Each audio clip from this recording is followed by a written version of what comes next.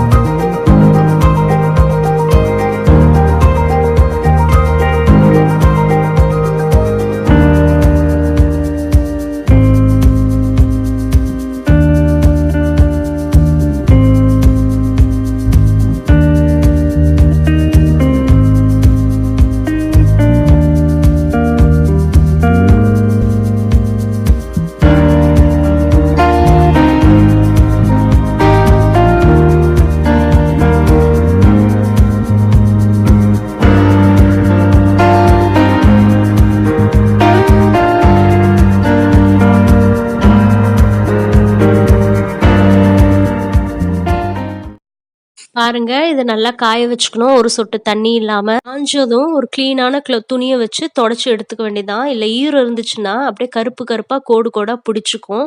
அதனால தண்ணி ஒரு டிராப் இல்லாம எல்லாத்தையும் தொடச்சி எடுத்து வச்சுக்கணும். அவ்வளோதாங்க, கிளீனிங் முடிஞ்சிடுச்சு. பாருங்க எப்படி துடைக்கிறோன்னு.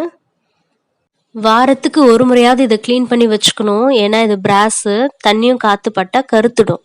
இந்த வீடியோ எல்லாருக்கும் பிடிச்சிருக்கும்னு நம்புறோம். மறக்காம தமிழ் எத்திக்ஸ் சேனலை லைக் பண்ணுங்க, ஷேர் பண்ணுங்க, சப்ஸ்கிரைப் பண்ணுங்க.